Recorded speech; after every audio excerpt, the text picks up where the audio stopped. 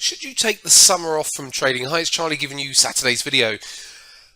It's a common question that I'm actually asked, especially by newer traders. Oh, should I just take the summer off because the markets will probably be quiet?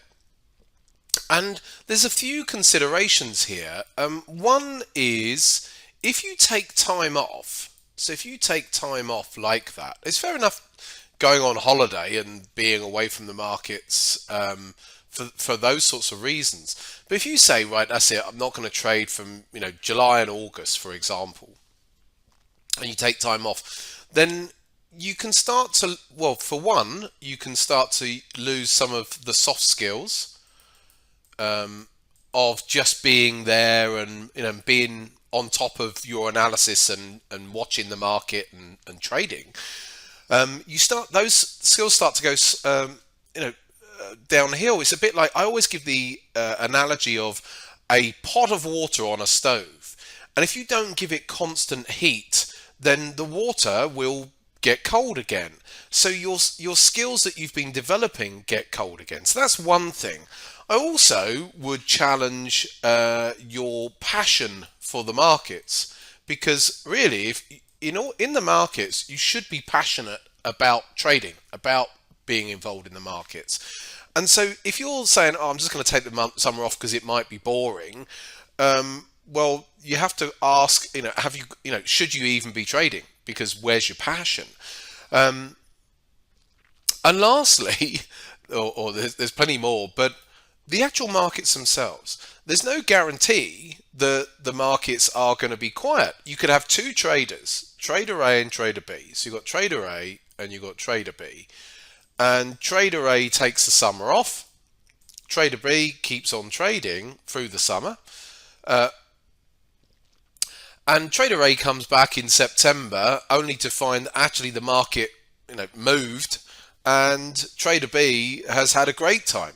And then Trader A then says, oh, I wish I hadn't have done that, blah, blah, blah. And then they have all that sort of self-language where they say, oh, I wish I hadn't have taken the time off. Oh, I could have made this amount of money.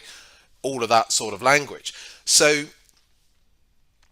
do you really want to be Trader A? I'm not saying that there is going to be, but it's all about really just staying involved in the markets and all the nuances and the developments that go on. If you just literally shut your charts down for 2 months, then you're going to miss all of that, and then you've got to get re-engaged with the markets in the September, for example, when you come back.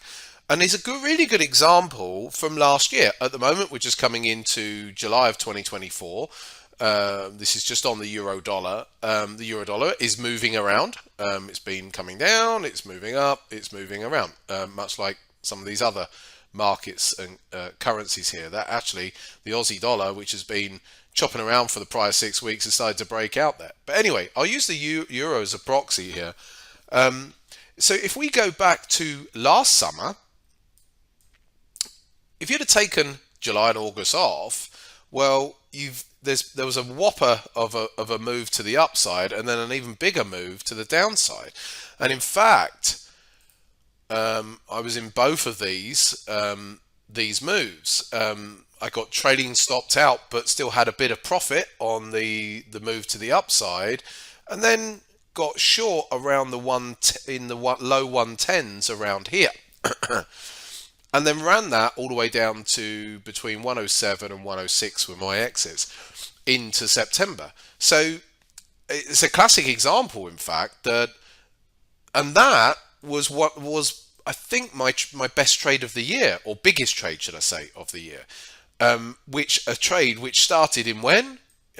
Really, I don't know, mid to late July or so, and then run all the way through August and into September. So if I hadn't have been around, I'd have missed that entire trade, which actually ended up becoming my trade of the year. So it's just some food for thought there today on whether you should take the summer off. Fair enough if you're taking a couple of weeks or off in August, but I don't think you should ever think, and it's a natural assumption, that the markets just go flat in August, and it's just not true.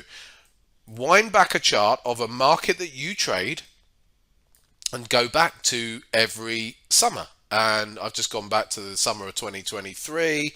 The summer of 2022, July and August, was still moving around plenty.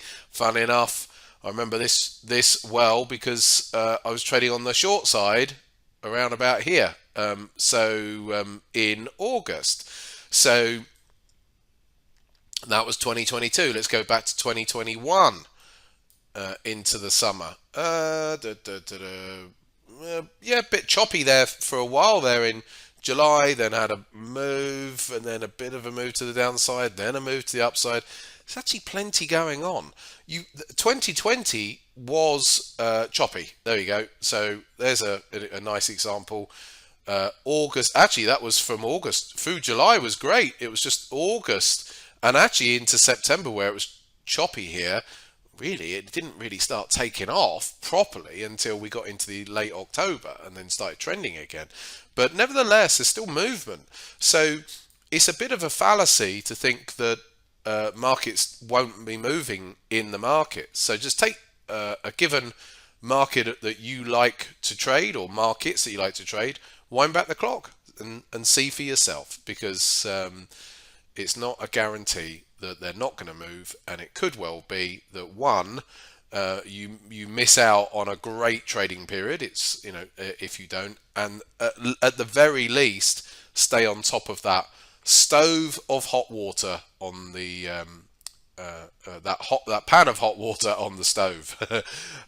You need to keep it warm, because if you don't, then you miss out on the opportunities because you haven't stayed on top of your analysis and your soft skills. And so when opportunities come and you just come back in September, you might miss them, or it takes a while to get re-engaged into the markets if you've taken a couple of months off. So that's my answer in relation to taking the summer off. Don't do it.